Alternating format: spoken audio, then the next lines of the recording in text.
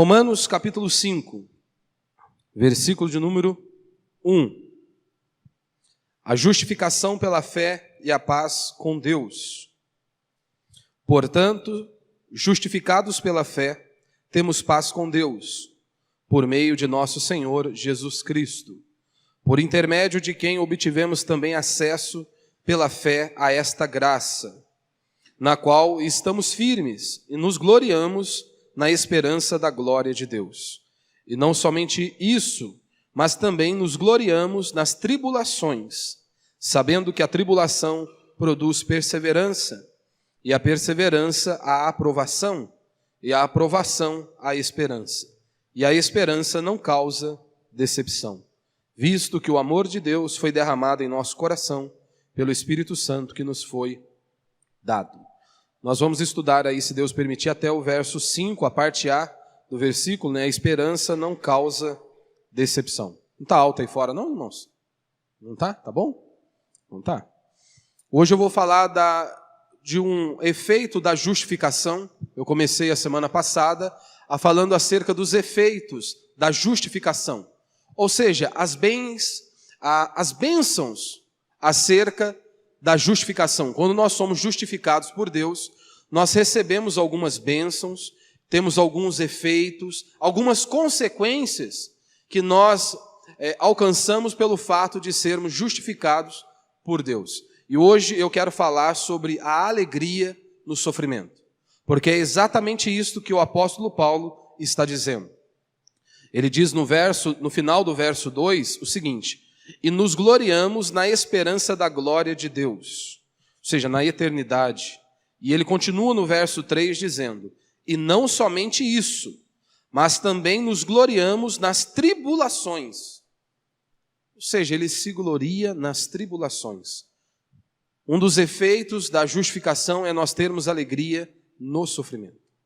Até aqui, nós vimos duas teses provadas pelo apóstolo Paulo. A primeira tese do apóstolo Paulo é a seguinte: a necessidade da justificação. E você percebe isso do capítulo 1, do versículo 18, até o versículo 20 do capítulo 3. Paulo está demonstrando e provando a necessidade da justificação. Ou seja, todos são depravados, todos carecem da glória de Deus, ninguém pode ser justificado diante de Deus, ou seja, ser declarado sem culpa, se não for por meio daquilo que Cristo fez na cruz do Calvário. E a segunda tese de Paulo provada aqui é o meio da justificação. Como que nós somos declarados justos perante Deus? Ou seja, se todos são pecadores, depravados e corrompidos, como que o homem poderá ser salvo ou ser declarado justo perante o tribunal de Deus? E aí isso nós podemos perceber do capítulo 3, do versículo 21 em diante, até o versículo 25 do capítulo 4, que é exatamente isso que Paulo está demonstrando, o meio pelo qual nós somos justificados. Como que nós podemos ser declarados justo perante Deus? E agora, quando nós chegamos aqui no capítulo 5, Paulo ele começa a falar acerca dos frutos da justificação. Ou seja, as bênçãos, as consequências de nós sermos declarados justos perante o tribunal de Deus. E você vai perceber isso do versículo 1 até o versículo 11, Paulo relatando, enumerando algumas bênçãos da justificação. Antes nós precisamos relembrar que Paulo ele deixou bem claro que a justificação pela fé é um ato exclusivo de Deus. É um ato exclusivo de Deus. E também Paulo argumentou que a justificação pela fé, ela não é uma novidade. Não era o apóstolo Paulo que estava trazendo uma nova revelação ao povo de Deus. Pelo contrário, Paulo está argumentando o seguinte: esta verdade já está presente na antiga dispensação. Ou seja, esta verdade da justificação pela fé já está presente aí no Antigo Testamento, na palavra de Deus que vocês carregam. E Paulo então dá um exemplo de Abraão para dizer que Abraão foi justificado, ou seja, declarado justo perante o tribunal de Deus, porque ele creu em Deus. E Paulo ele pega a própria Escritura, o Antigo Testamento, para mostrar, para provar que Abraão não foi salvo porque ele fez boas obras ou porque ele cumpriu a lei de Deus, como os judeus acreditavam ter sido. Paulo pega Gênesis capítulo 15, verso 6 e diz isso, que Abraão creu em Deus e isso lhe foi imputado como justiça. O interessante é que aqui no versículo 1, Paulo ele destaca 3 verdades acerca da realidade da justificação. Vamos ler aqui o verso 1. Portanto, justificado pela fé, temos paz com Deus por meio de nosso Senhor Jesus Cristo. A primeira verdade que Paulo destaca acerca da realidade da justificação é o seguinte: a justificação é um ato declaratório de Deus. Foi Deus quem declarou. Portanto, justificado pela fé, temos paz com Deus. A justificação pela fé, a justificação não é um processo, mas é um ato legal e judicial de Deus, no qual ele declara, sobre a base da justiça de Cristo, que todas as demandas da lei estão satisfeitas com respeito ao pecador. Ou seja, Deus nos declarar justificado é exatamente o seguinte: para o homem ser declarado justo, sem culpa perante o tribunal de Deus, ele precisava cumprir toda a lei de Deus, como eu já falei aqui anteriormente. Mas o homem não consegue cumprir sequer um dos mandamentos de Deus. E como então ele poderia ser declarado justo? Ora, com base nos méritos de Cristo, porque Cristo foi o único que cumpriu toda a lei de Deus. Ou seja, ele cumpriu toda a exigência de Deus para que nós pudéssemos ser declarado justificado. Ou seja, portanto, a justificação não é algo que Deus fez em nós, mas é algo que Deus fez por nós. É exatamente isso. A justificação é um ato e acontece uma única vez. Não há graus na justificação. Não há uma escala. Hoje eu estou justificado com 10%, amanhã eu vou ser justificado com 20%. Não há graus na justificação. A justificação ela é instantânea, ela é completa e ela é final. Ou seja, o homem ou ele é justificado por completo, declarado justo perante o tribunal de Deus de uma forma completa, ou ele não é justificado. Não há meio termo, ou ele é declarado justo, ou ele é culpado, ou seja, ele verá a condenação eterna. A segunda verdade acerca da realidade da justificação que nós vemos aqui, é que a justificação é recebida pela fé, como diz aqui no verso 1 mais uma vez. Portanto, justificados pela fé, temos paz com Deus. A justificação ela é recebida pela fé. Nós não somos justificados com base na fé. Nós não somos justificados com base na fé. Nós somos justificados pelo sacrifício perfeito que Cristo realizou na cruz do Calvário. A fé é o meio pelo qual nós tomamos posse. A fé é o meio pelo qual nós recebemos esta justificação. A fé é exatamente isso. Nós somos justificados por aquilo que Cristo fez, o sacrifício perfeito de Cristo Jesus na cruz do Calvário, o nosso substituto. A fé é o meio, ou seja, o instrumento de apropriação, ou seja, o meio pelo qual nós recebemos os benefícios da cruz. A fé, ela não expia pecado, a fé também ela não remove o castigo. Foi aquilo que Cristo fez na cruz do Calvário, que removeu o castigo, expiou o pecado e removeu o castigo da ira de Deus, que deveria ser descarregado sobre nós. A terceira verdade acerca da realidade da justificação é que a justificação é por intermédio de Cristo. É o que nós vemos aqui também no verso 1. Paulo diz, portanto, justificados pela fé, temos paz com Deus, por meio de nosso Senhor Jesus Cristo.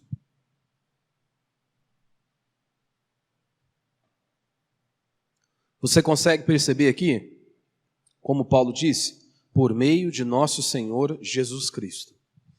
A base da justificação é o sacrifício que Cristo fez na cruz do Calvário. Então, o único meio pelo qual nós podemos ser salvos, ser declarado justo, perante o tribunal de Deus é crendo naquilo que Cristo fez na cruz do Calvário. As pessoas tendem a dizer, né, que todos os caminhos levam a Deus. De uma certa forma, todos os caminhos levam a Deus. Todas as religiões vão levar a Deus. Mas para o julgamento final, para o dia do juízo final, todos os caminhos nos levarão até Deus. Porque o que a Escritura diz, importa que todos nós compareçamos perante o tribunal de Deus para sermos julgados segundo o bem ou o mal que cada um de nós fizemos. Agora, um caminho, o único meio pelo qual nós podemos ser salvos, o único caminho pelo qual nós podemos ser declarados justos, ou seja, quando eu vou passar a eternidade com Deus, é somente por meio de Cristo Jesus. Aquele que não crê em Cristo Jesus, não crê nos méritos de Cristo, na obra de Cristo na cruz do Calvário, ele está condenado. Não é Cristo mais Maria, não é Cristo mais Buda, não é Cristo mais Alá, não é Cristo mais dinheiro, é somente Cristo Jesus, porque ele foi o único que cumpriu toda a exigência de Deus. Ele foi o único que veio e morreu em nosso lugar, porque ele cumpriu toda a exigência de Deus. Ou seja, nós somos declarados justos por intermédio de Cristo, por aquilo que Cristo fez na cruz do Calvário.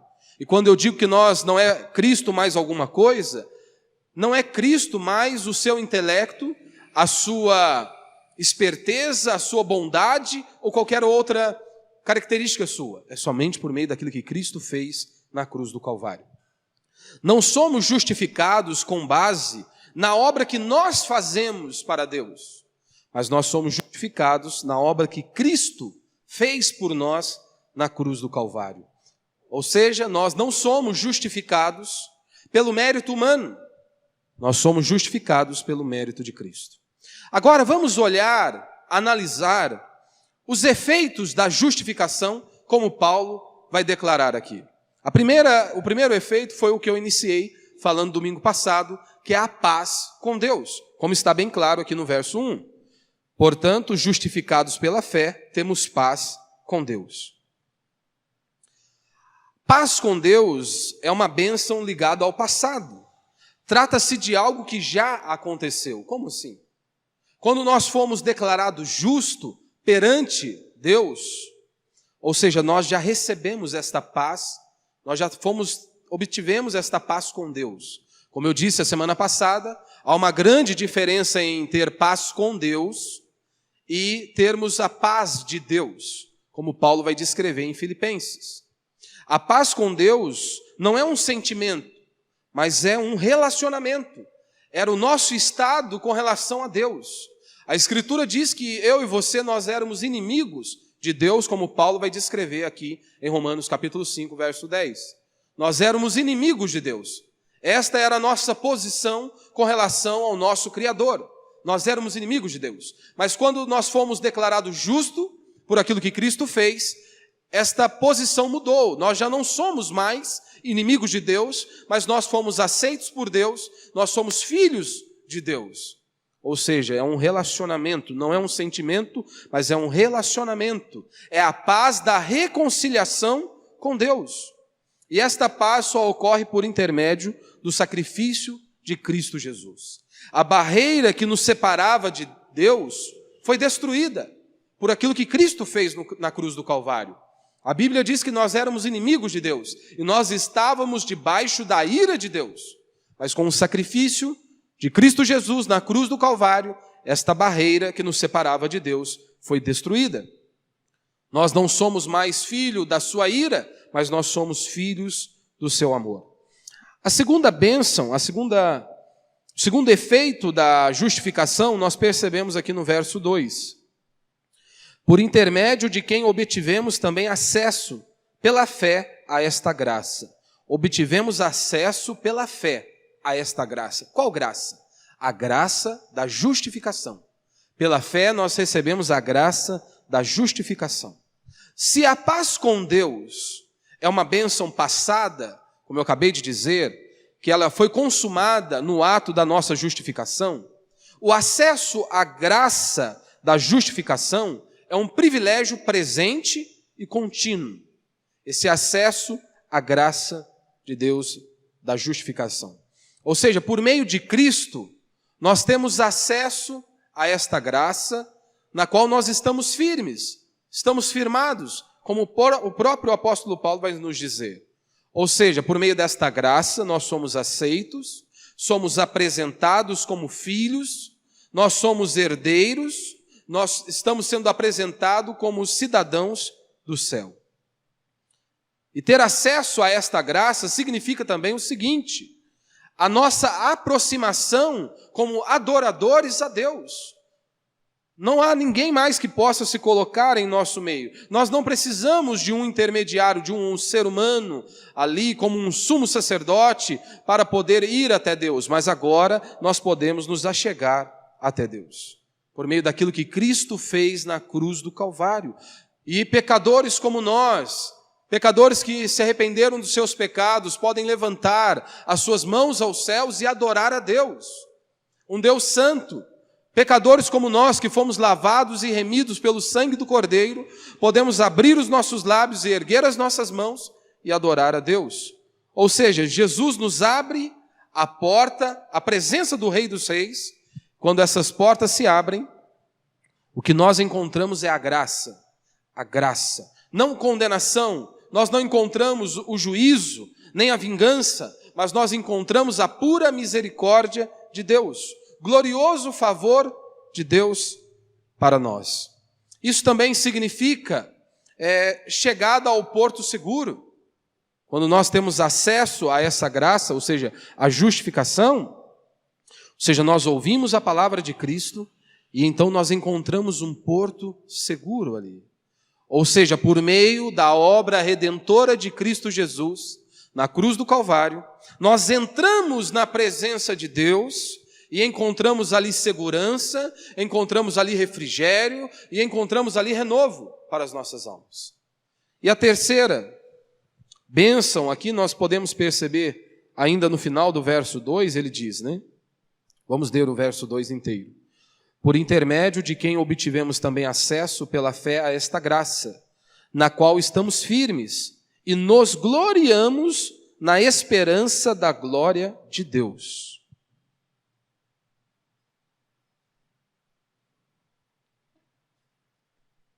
Nos gloriamos na esperança da glória de Deus. A expectativa da glória. Se a paz tem a ver com o passado e o acesso à graça se relaciona ao presente, a expectativa da glória está atrelada ao futuro. Ou seja, quem foi justificado, ele não teme o futuro. Quem foi justificado, a morte já não mais o apavora. A morte já não vai mais o apavorar. O porvir é o seu anseio. O que um cristão genuíno mais deseja é um dia poder estar frente a frente com o seu Criador e passar toda a eternidade conhecendo a Deus e bendizendo ao Senhor. John Stott, dizendo sobre isso, sobre esta passagem, ele comenta o seguinte: ele diz que a esperança cristã, ou seja, a expectativa da glória de Deus, ele diz assim, que a esperança cristã não é algo incerto, como as nossas esperanças comuns, do dia a dia, mas é uma expectativa jubilosa e confiante que se baseia nas promessas de Deus. É isso que ele está dizendo, nós nos gloriamos na esperança da glória de Deus, ou seja, o seu radiante esplendor que um dia se manifestará em toda a sua plenitude. Ou seja, então a cortina se erguerá e a glória de Deus será inteiramente desvendada. Nesse dia, veremos o Senhor da glória face a face e receberemos um corpo de glória. A expectativa da glória. Nós podemos perceber isso de forma bem clara, simples e fácil para nós absorvermos quando nós olhamos para o apóstolo Paulo. A expectativa da glória. 2 Timóteo capítulo 4, versos 6 a 8, Paulo diz: quanto a mim, já estou sendo derramado como oferta de libação, e o tempo da minha partida está próximo. O que Paulo está dizendo é o seguinte: olha, eu vou ser sacrificado aqui, eu vou ser exterminado. É isso que vai acontecer comigo. E olha a posição deste homem mesmo em face da morte. Combati o bom combate, terminei a carreira, guardei a fé. E ele conclui dizendo: desde agora a coroa da justiça me está reservada, a qual o Senhor, o justo juiz, me dará naquele dia, e não somente a mim, mas a todos aos que amarem a sua vinda. Em face da morte, Paulo está convicto, com os olhos fitados no céu, porque ele acredita, ele confia em Deus, ele sabe que nenhum sofrimento do tempo presente há de se comparar com a glória que há de ser revelada. Então não importa o tamanho dos nossos sofrimentos, mas Paulo estava com os olhos presos no céu. E você notou o que ele disse aqui no verso 8? A coroa da justiça me está reservada, a qual o Senhor, o justo juiz, me dará naquele dia. E olha uma parte interessante: e não somente a mim, o apóstolo Paulo, mas a todos os que amarem a sua vinda. Ou seja, a todos nós, a todos os filhos de Deus. Você se lembra de Estevão?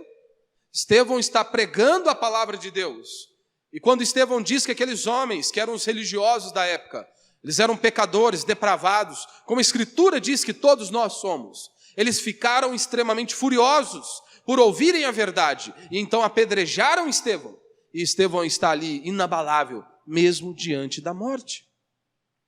Como certa vez um pastor, ao visitar um membro de sua comunidade no leito de morte, o pastor olhou para o irmão e perguntou para o irmão o seguinte: irmão, você está preparado para morrer? Com o rosto resplandecendo de gozo, de alegria, o crente respondeu para o pastor: não, pastor, eu estou preparado para viver. E ele conclui: porque eu estou indo para Deus. O pastor pergunta para ele se ele estava preparado para morrer. Ele diz: não, eu estou preparado para viver, porque eu vou encontrar com o meu Criador, e eu passarei a eternidade conhecendo a Ele. Porque, meu irmão, convenhamos, é isso que nós almejamos dia após dia, é estarmos com o nosso Deus. E como a Escritura diz lá, não vai haver choro, não vai haver dor, não vai haver sofrimento. É isso que nós almejamos. A morte não é o fim para nós, para os cristãos genuínos. A morte pode ser o fim para os ímpios, pode ser o final de tudo, mas para nós a morte é apenas um passaporte para a verdadeira vida para a qual nós fomos criados, porque nós somos seres celestiais. Muitos dizem que nós devemos estar preparados para viver bem. Vocês devem viver bem. Mas, meu irmão, é uma verdade também que você deve estar preparado para morrer. Você não deve apenas viver bem, mas você deve morrer bem. Morrer bem. Porque um dia você vai estar frente a frente com o Senhor. E a pergunta não é se você viveu bem, mas é: você morreu bem? Você se lembra? Aqui de Jesus, na parábola do rico e do Lázaro. A vida não termina quando o corpo desce à sepultura. Mas ali as cortinas da vida eterna são abertas. Então não é apenas viver bem aqui, mas é terminar bem, é morrer bem. Então, sintetizando esta parte aqui de alguns efeitos da justificação, nós temos o seguinte: a paz com Deus refere-se ao efeito imediato da justificação. A partir do momento que eu fui declarado justo, eu tenho paz com Deus. Eu já não sou mais inimigo de Deus. O acesso à graça diz respeito ao efeito contínuo da justificação. E aí a esperança da glória se relaciona ao efeito final da justificação. Como eu disse, o meu tema hoje, um dos efeitos da justificação, é o que nós vemos aqui no versículo 3. Não somente isso, mas também nos gloriamos nas tribulações. É importante nós termos conceitos certos acerca do sofrimento. É muito importante você saber lidar com o sofrimento. Você ter uma ótica correta acerca do sofrimento. Sabe por quê? Porque devido a uma ótica errada acerca do sofrimento, muitos desistem da igreja. Porque eles têm uma ótica errada com relação ao sofrimento, muitos desistem até do ministério. Por conta de uma ótica errada acerca do sofrimento, das tribulações, muitos abandonam a fé.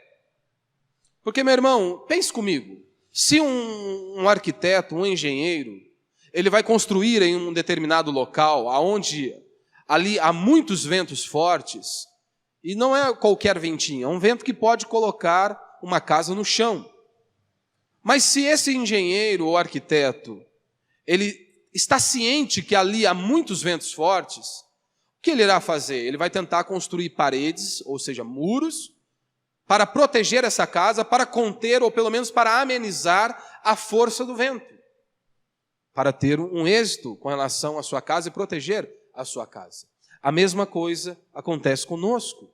Se você tem uma ótica correta acerca do sofrimento, acerca das angústias e das tribulações, é claro que você irá responder de forma diferente.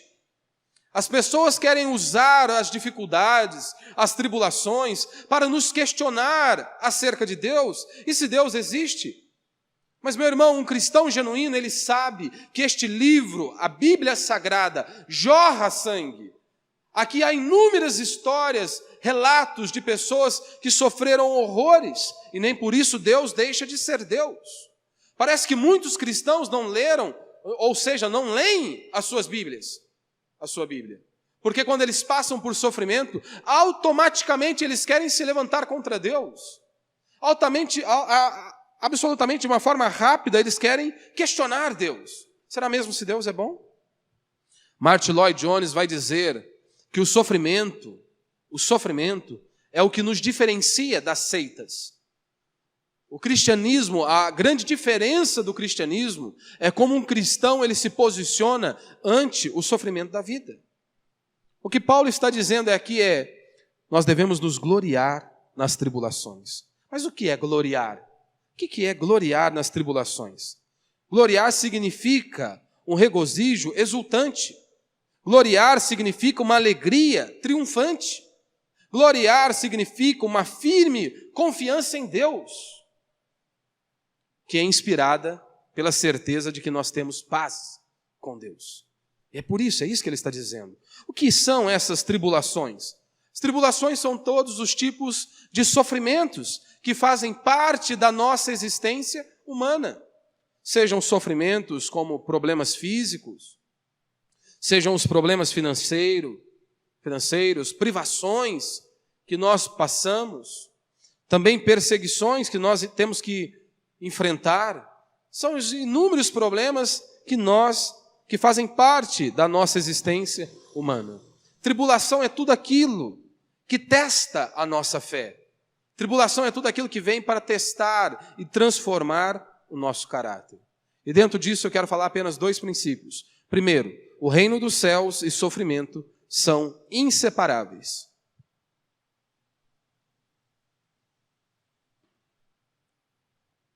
O reino dos céus e sofrimento são inseparáveis. Não há como estarmos no reino dos céus e um dia estarmos com Deus e não enfrentarmos sofrimentos aqui nesta vida. São inseparáveis. Paulo vai dizer em Atos capítulo 14, verso 22, ele diz o seguinte: dizendo que em meio a muitas tribulações nos é necessário entrar no reino de Deus. Em meio a muitas tribulações.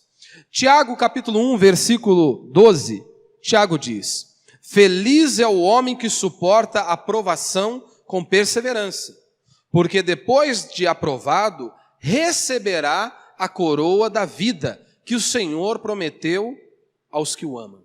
Você notou? Feliz é aquele que suporta a aprovação, porque depois de aprovado, ele vai receber a coroa da vida que o Senhor prometeu aos que o amam.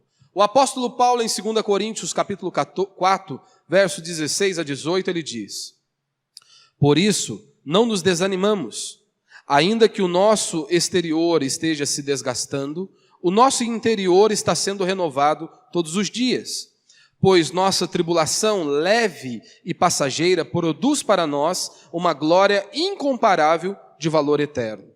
Pois não fixamos o olhar nas coisas visíveis, mas naquelas que não se veem, pois as visíveis são temporárias, ao passo que as que não se veem são eternas. Na revista atualizada, Paulo diz, porque a nossa leve e momentânea tribulação produz para nós eterno peso de glória.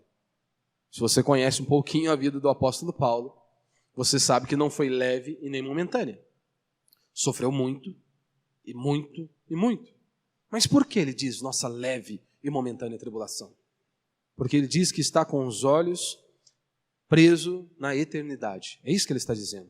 Então é importante nós termos um entendimento correto sobre os sofrimentos, pois você vai ser tentado. Você vai ser tentado a questionar Deus por conta dos seus sofrimentos. Talvez você seja assolado pela dúvida. Talvez o seu coração tente se levantar ali questionando.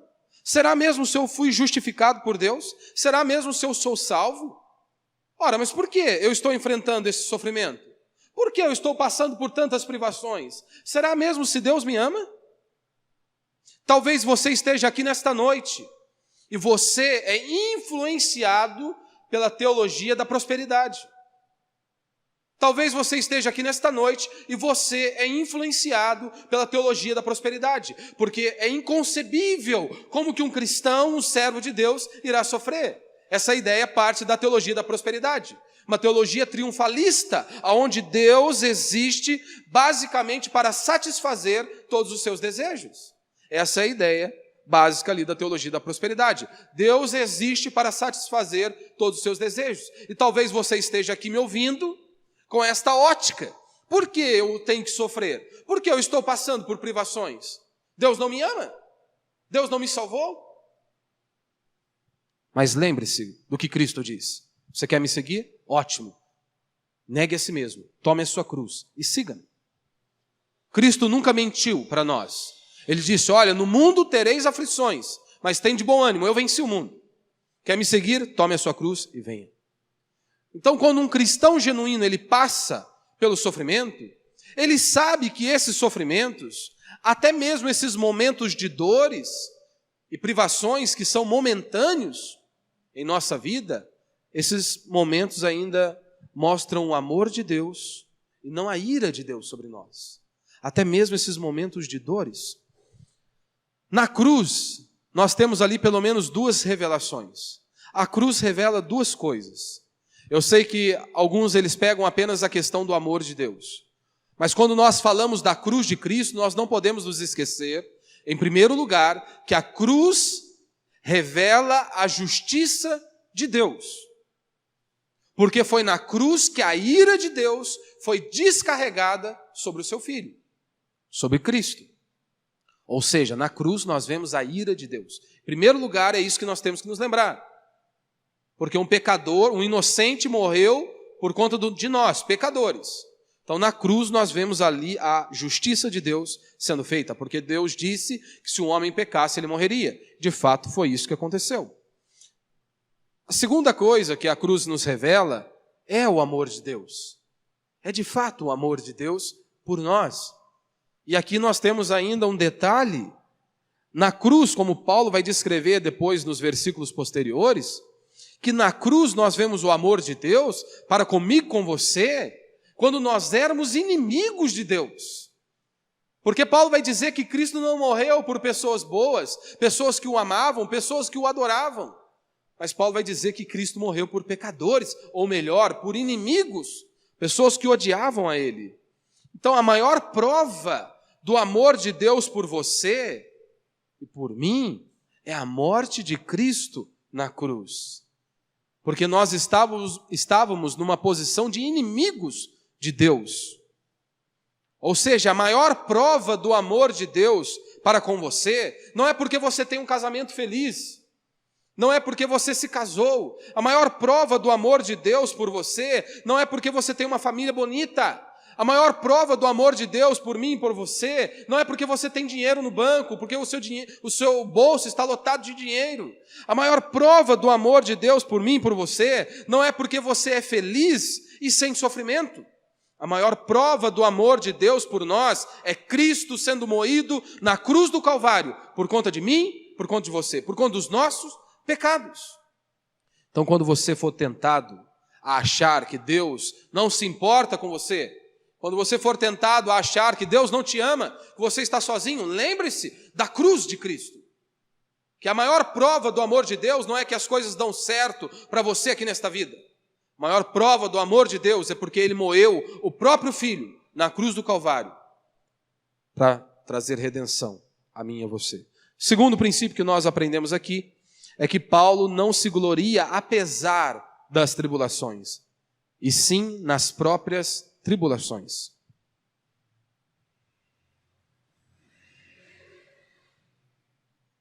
Como diz aí no verso 3, não somente isso, mas também nos gloriamos nas tribulações. Não é apesar das tribulações, mas nos gloriamos nas tribulações. Ou seja, a justificação, ela não apenas nos prepara para o céu, mas também nos equipa para vivermos vitoriosamente aqui nesta terra. A justificação não apenas nos prepara para o céu, para a eternidade, mas também nos equipa para vivermos vitoriosamente aqui nesta terra. Paulo, ele não está tratando de algo apenas do porvir, mas ele está falando de algo que nos capacita a vivermos vitoriosamente em meio às tensões de nossa vida. John Stott, comentando sobre isso, ele diz: sim, a paz, a graça e glória, porém há sofrimento. Sim, nós temos paz, graça e glória, como nós vimos nos versículos anteriores. E John Stott conclui dizendo: porém há sofrimento. Portanto, as tribulações presentes, como a glória vindoura, são objetos de júbilo para um cristão genuíno. Nós não somos masoquistas, aqueles que amam a dor. Tampouco somos estoicos. Nós não nos envolvemos, não nos apegamos a nada justamente para não sofrer.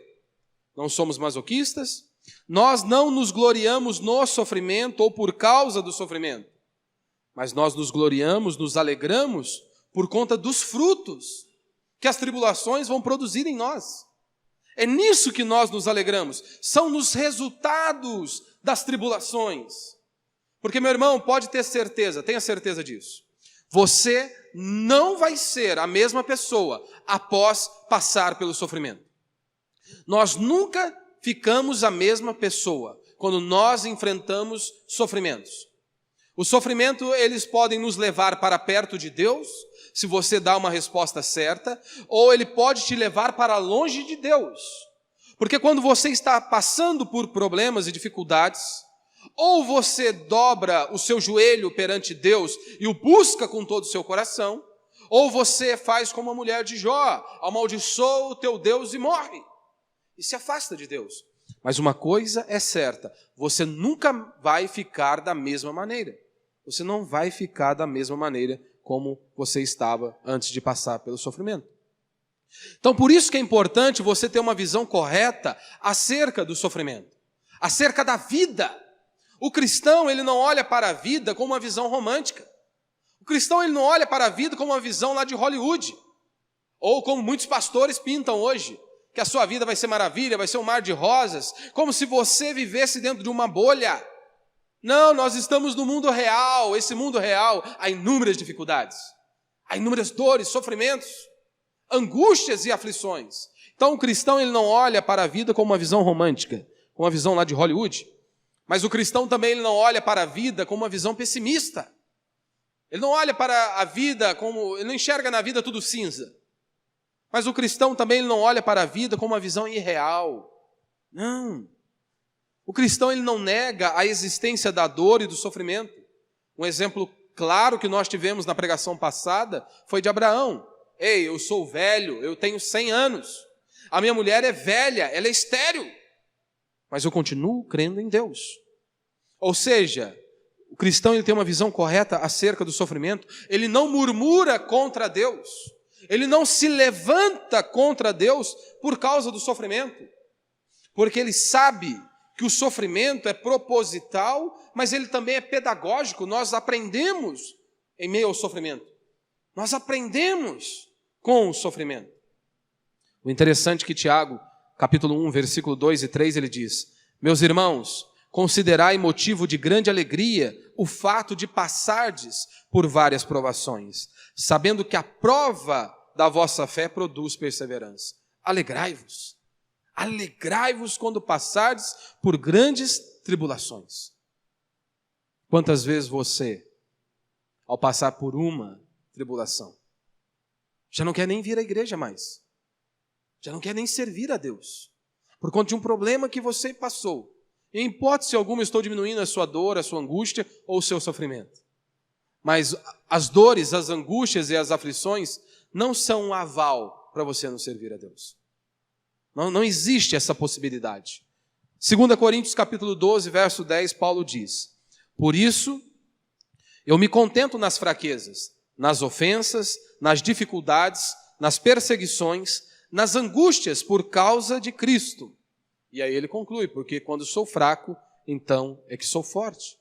Ele se gloria, tem prazer nas tribulações. Ou como o apóstolo Paulo vai nos dizer em Filipenses 1, 29, pois por amor de Cristo vos foi concedido não somente crer nele, preste atenção, mas também sofrer por ele. Você está percebendo aqui? Pois por amor de Cristo vos foi concedido não somente crer, não somente declarar Filipenses 4,13, de forma errada ainda, tudo posso naquele que me fortalece. Mas Paulo está dizendo, mas também sofrer por ele. Essa parte muitos não querem. Eles querem poder declarar que creem em Deus, que Deus vai fazer tudo que eles querem, mas sofrer por ele não. O que é então gloriar? É ficar alegre? É ficar contente quando você está doente? Dizer, oh Deus, obrigado, hein, que eu estou com câncer. Claro que não.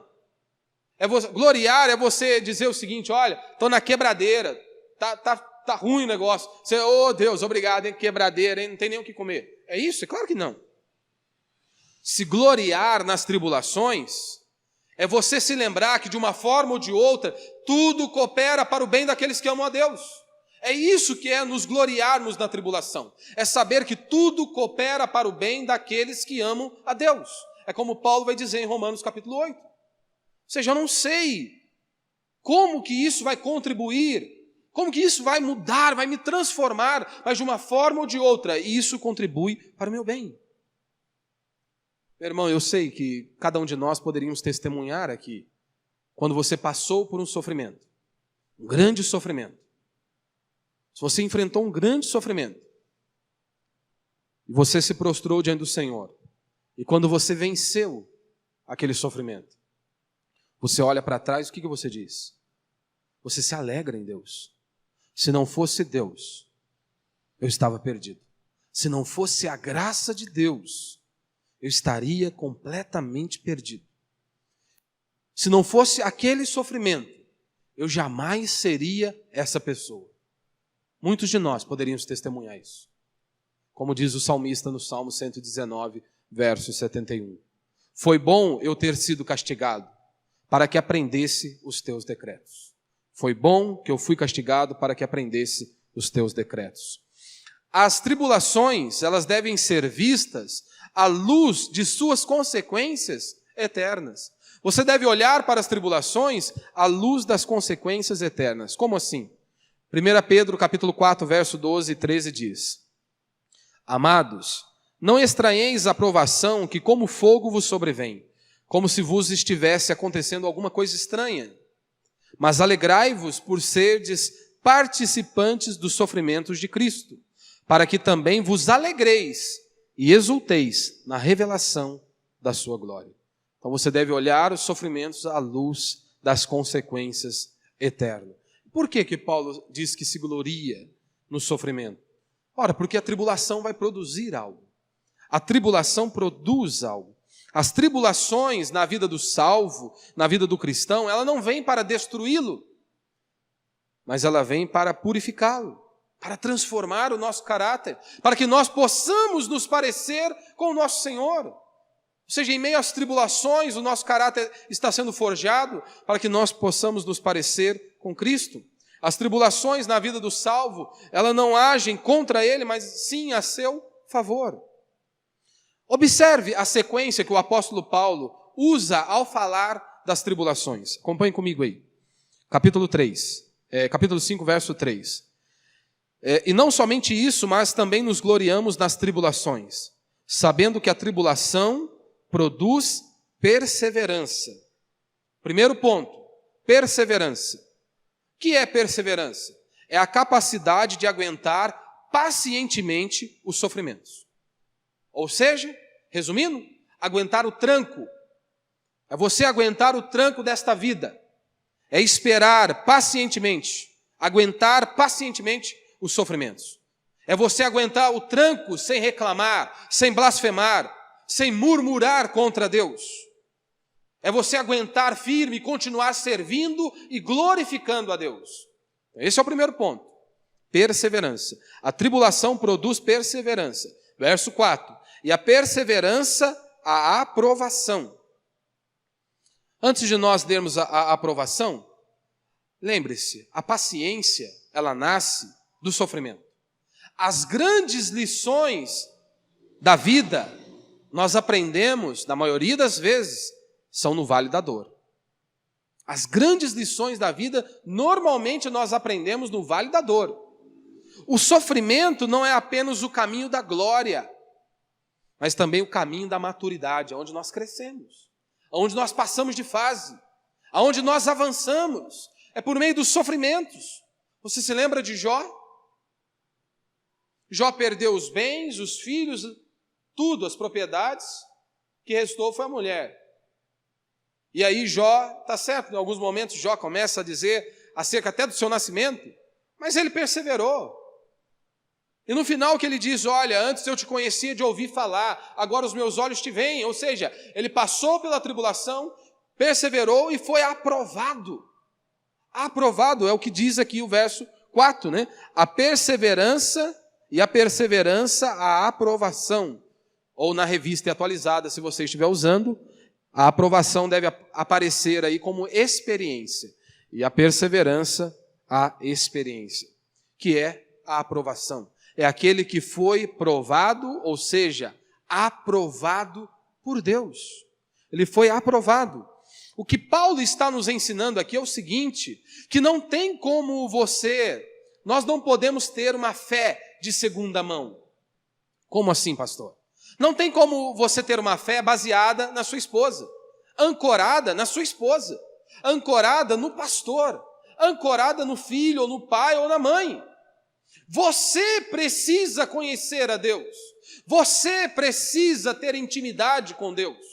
É isso que Paulo está dizendo. Nós devemos conhecer a Deus não apenas de ouvir falar. Nós devemos conhecê-lo pessoalmente. Nós devemos conhecê-lo pessoalmente, profundamente, e termos uma experiência com Ele. Eu sei que quando nós falamos de experiência num dias como os nossos, né? Onde alguns segmentos aí evangélicos deturpam completamente a palavra experiência, mas nós temos que ter. Sim, à luz da Escritura. Experiência em qual sentido que eu estou dizendo? É você estar em meio a inúmeros vales, em meio a inúmeras tribulações, mas você recebe o refrigério da parte de Deus. E você pode testemunhar isso. E você pode testificar isso. Ou seja, você já experimentou isso? Você pode dizer que você já experimentou isso? Está em meio a inúmeras crises, inúmeras dificuldades, e de repente a paz de Deus, você tem um refrigério da parte de Deus, você é renovado por Deus. Por quê? Você o conhece pessoalmente, profundamente e experimentalmente. Não é porque você ouviu dizer que alguém teve acesso a Deus ou conhece a Deus, mas você não o conhece apenas de ouvir falar, mas você o conhece. E aí, nós já estamos caminhando para o fim. E a perseverança, a aprovação. E a aprovação, a esperança. O que é a esperança? A esperança é a certeza de que aquilo que Deus prometeu, Ele vai cumprir. Essa é a certeza que nós temos. Se Deus disse algo, Ele vai cumprir. Então você notou aqui o processo, como que Deus trabalha em nossas vidas? Tribulação, perseverança, experiência e esperança. Então só um exemplo aqui. Vamos imaginar que você esteja orando por paciência. Imagine. Senhor, eu quero ser uma pessoa paciente. Como que Deus vai trabalhar na sua vida? Dando alguém zen para você? Colocando quase um monge do seu lado? Claro que não. Deus vai colocar uma carne de pescoço lá do seu lado. É a única maneira de você aprender a ser paciente. É a única maneira, a tribulação está ali. E você dar a resposta certa a Deus. Para que você seja aprovado, para que você passe de fase, para que você cresça, para que você amadureça. É só assim. Agora, se você der a resposta errada, você vai voltar no mesmo ponto. Enquanto você não der a resposta certa, você não vai avançar. Você não vai passar de fase. Então lembre-se, se você quer amar as pessoas de verdade, ter paciência, esse é o caminho que Deus vai usar. Tribulação, perseverança e experiência. Ou seja, vai ser aprovado. A tribulação produz a realidade. Um crente só tem uma realidade espiritual depois dele passar por inúmeras provações. Foi isso que aconteceu com Jó. Antes eu te conhecia de ouvir falar. Hoje os meus olhos te veem. Então, meu irmão, talvez você entrou aqui nessa noite sofrendo. Talvez a sua ótica com relação ao sofrimento esteja errada. Talvez você possa ter entrado aqui se questionando. Por que eu estou sofrendo? Eu sou fiel a Deus. Por que eu estou passando por inúmeros problemas? Você já pensou na possibilidade? Será se Deus não está tratando com você? Será se talvez aguentar aquele marido ou aquela esposa, não é Deus tratando você? Você consegue ver isso? Você consegue ver ali Deus modelando você, moldando você? Quando você olha para o seu marido, você consegue ver apenas o seu marido, ou os seus filhos, ou os seus pais, ou o seu patrão. Você consegue ver isso? Será se é Deus me transformando o meu caráter, para que eu possa me parecer com meu Deus? Para que eu possa me parecer com Cristo? Talvez você entrou aqui questionando o amor de Deus. Será mesmo se Deus me ama? Eu perdi bens, perdi pessoas que eu amava. Será mesmo se Deus me ama? Ei, preste atenção. Olhe para a cruz de Cristo. Lembre-se, ali é a maior prova do amor de Deus por nós. Porque nós éramos inimigos dele. Então não é família, pessoas ou qualquer outra característica que você queira atribuir ou qualquer outro padrão que você queira pôr aí. Mas é aquilo que Cristo fez na cruz do Calvário. Então lembre-se disso. Então que mais esta noite eu e você possamos nos dobrar diante do Senhor. Que você possa apresentar diante de Deus as suas angústias e aflições. E lembre-se, nós nos gloriamos porque nós sabemos dos resultados que os sofrimentos, que as tribulações irão trazer em nossa vida. E que tudo coopera para o bem daqueles que amam a Deus.